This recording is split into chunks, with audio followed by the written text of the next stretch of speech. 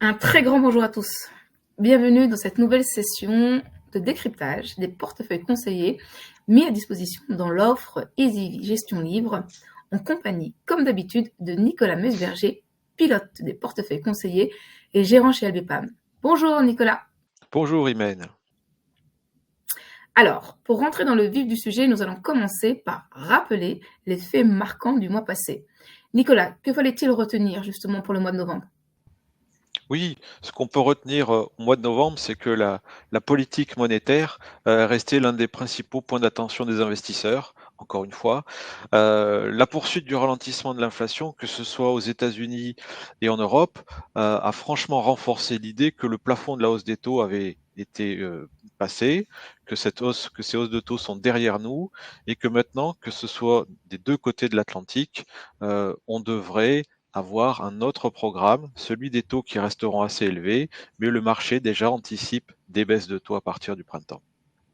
Du côté de la macroéconomie, on a des statistiques qui ont montré une légère inflexion de la vigueur de l'économie américaine, qui était jusqu'à présent dans une santé assez remarquable, et une conjoncture toujours assez mitigée en zone euro.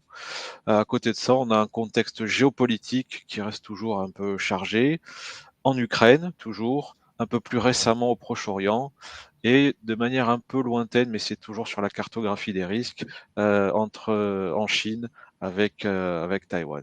Dans cet environnement, eh bien, les investisseurs en novembre ont retrouvé un appétit certain pour la prise de risque et ça s'est traduit dans des hausses assez significatives pour les actifs risqués. On a les actions de la zone euro qui ont progressé de quasiment 8% en novembre, les actions américaines de un peu plus de 9%, les actions japonaises de 6%. Dans le monde émergent, malgré des performances assez décevantes de la Chine, on a des marchés émergents qui ont eux aussi connu une tendance assez forte avec une hausse de quasiment 8%. Du côté des marchés obligataires, on a des obligations souveraines qui ont été soutenues par la baisse des rendements et qui ont progressé de 3%. Et enfin, du côté du crédit, on a les obligations d'entreprise qui ont également connu un parcours haussier avec une performance de plus 2,3 pour les meilleures signatures et une performance de quasiment plus 3% pour les obligations les plus spéculatives.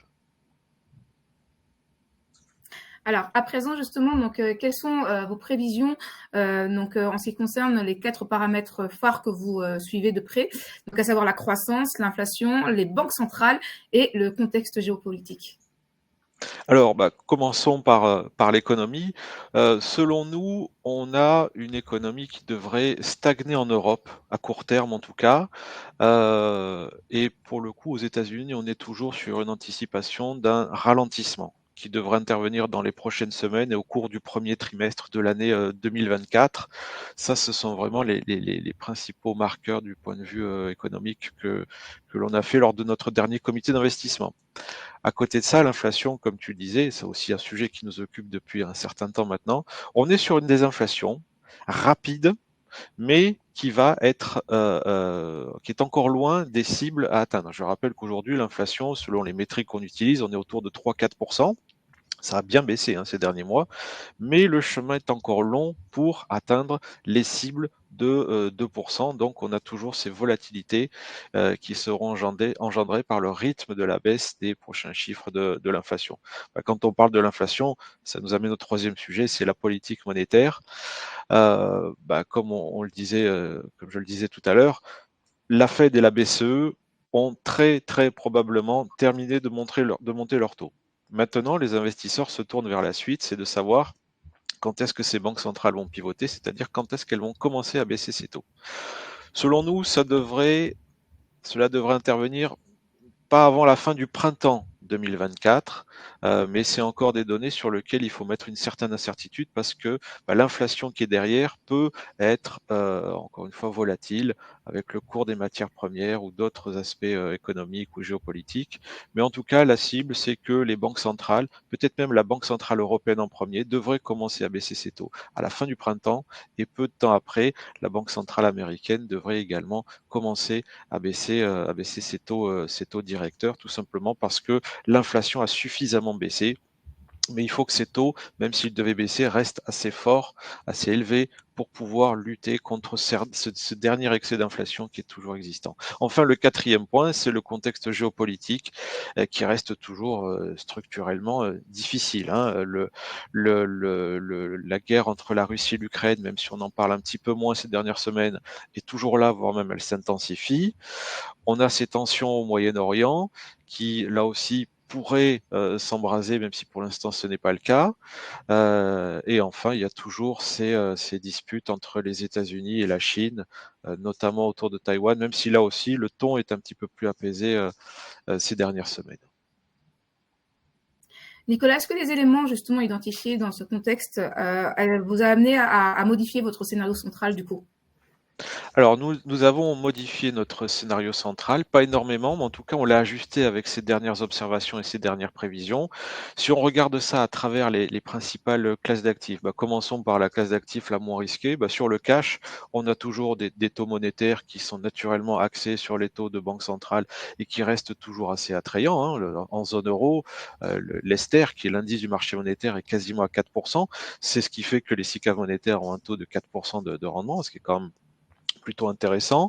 Sur les marchés obligataires, si on commence par les marchés de taux, les taux ont franchement baissé au mois de novembre. C'est ce qui fait que le prix des obligations a quand même bien monté, hein. Je rappelle juste la petite mécanique assez simple, c'est que quand les taux baissent, les prix des obligations montent, et inversement, quand les taux montent, le prix des obligations baisse. Là, en novembre, les taux ont franchement baissé, donc le prix des obligations a bien monté, ce qui les rend, après cette hausse du mois de novembre, un petit peu moins attractives.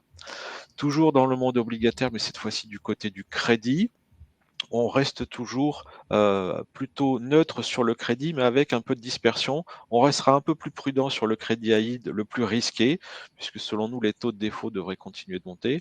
On est un peu plus constructif sur le crédit investment grade, c'est-à-dire les entreprises bien notées du point de vue du crédit.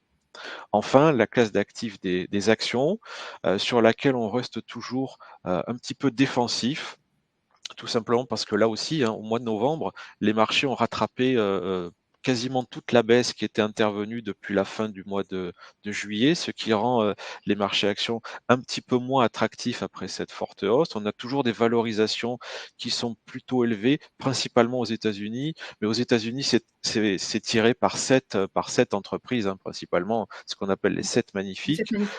Exactement, les 7 magnifiques.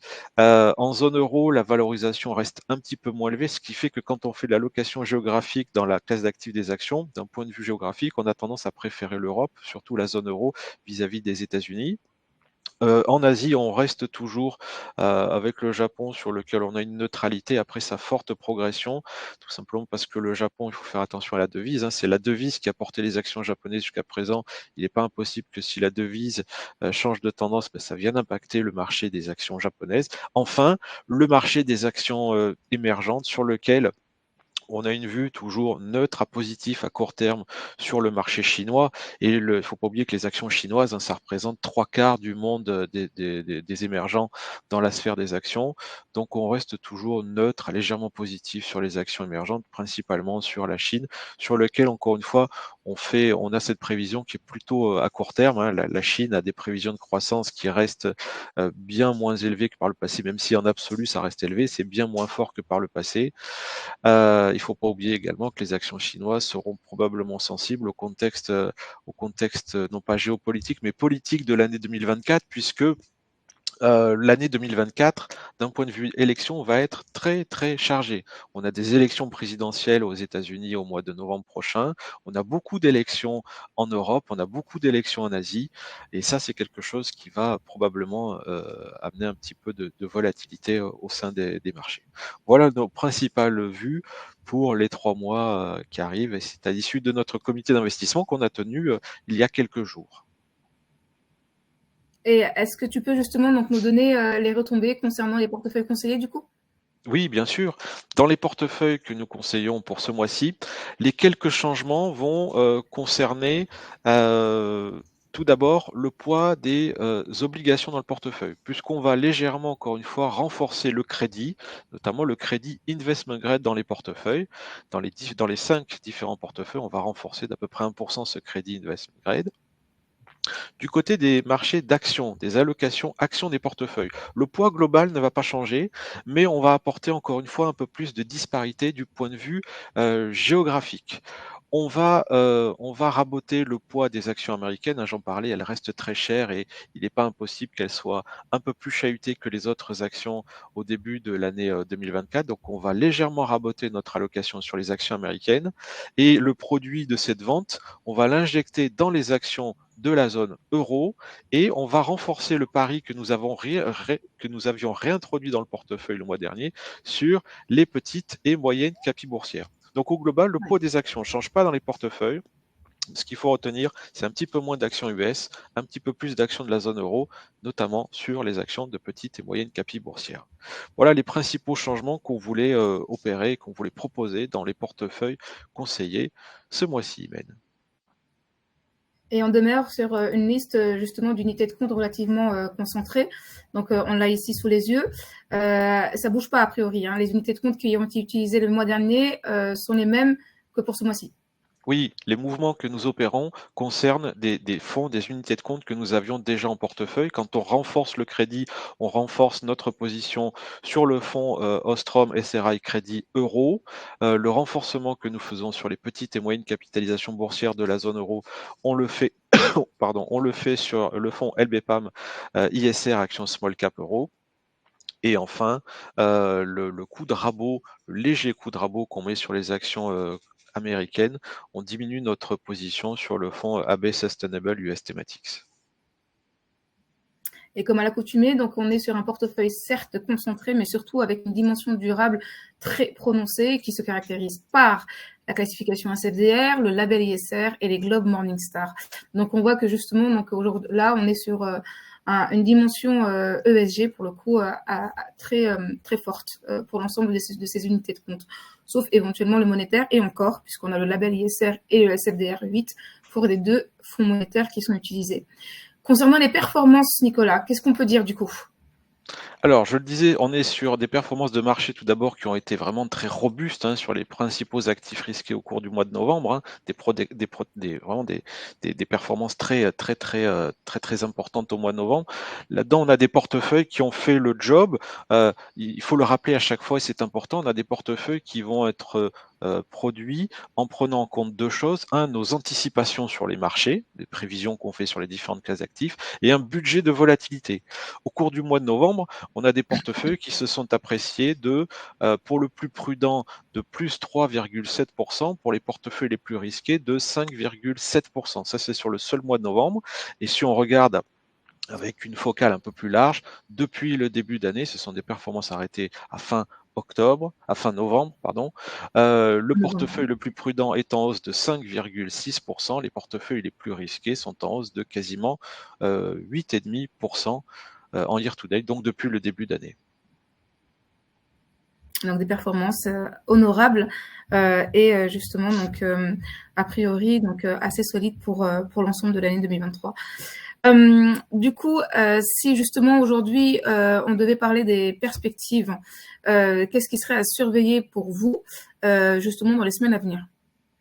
On va continuer de regarder les sorties sur l'inflation, puisque c'est ces sorties sur l'inflation, également c'est ces sorties, ces statistiques sur l'économie qui vont montrer comment évolue l'économie, à quel rythme l'économie évolue, pour voir justement si les banquiers centraux peuvent laisser penser au marché que les premières baisses de taux vont intervenir au cours du deuxième trimestre de l'année 2024. Ça, c'est franchement ce que regardent beaucoup les investisseurs ces derniers jours et c'est ce qu'ils vont continuer de regarder. Également, ce qu'il faut regarder, c'est comment cette inflation, qui même si elle baisse est toujours là, va se répercuter sur le résultat des entreprises, puisque les entreprises ont des marges qui vont être pincées. On commence à voir des anticipations d'analystes qui commencent à revoir à la baisse les earnings, les résultats des entreprises. Il n'est pas impossible que pour l'instant, ces anticipations soient un petit peu plus optimistes que ce que l'on voit nous. On pense que les résultats des entreprises devraient souffrir un petit peu plus. C'est pour ça d'ailleurs qu'on garde ce caractère prudent sur l'ensemble des classes d'actifs actions. Également, je le disais, mais ça va être au fur et à mesure de l'année 2024, tout le programme électoral autour de la planète qui est très chargé. Et enfin, le contexte géopolitique, même si c'est toujours très difficile de faire des prévisions en matière de géopolitique, on continue de regarder ce qui se passe pour voir les impacts que ça peut avoir sur les marchés et justement pour ajuster nos portefeuilles en fonction. Merci énormément pour cet éclairage, Nicolas. Merci pour ces informations. Cette session de décryptage prend fin. Je vous rappelle 2 choses. La première, c'est que ce replay est directement disponible sur notre chaîne YouTube, avec la possibilité pour vous de poster des commentaires, mais surtout de formuler vos questions. Questions que nous nous ferons à plaisir de relayer auprès de Nicolas lors de ces différentes sessions. Et puis, par ailleurs, justement, donc nous allons vous envoyer la note en format PDF directement dans votre espace client, afin que vous puissiez mieux la consulter. Nous nous retrouverons donc pour une nouvelle session de décryptage dès l'année prochaine, en 2024. En attendant, je vous souhaite une très bonne fin d'année. Au revoir.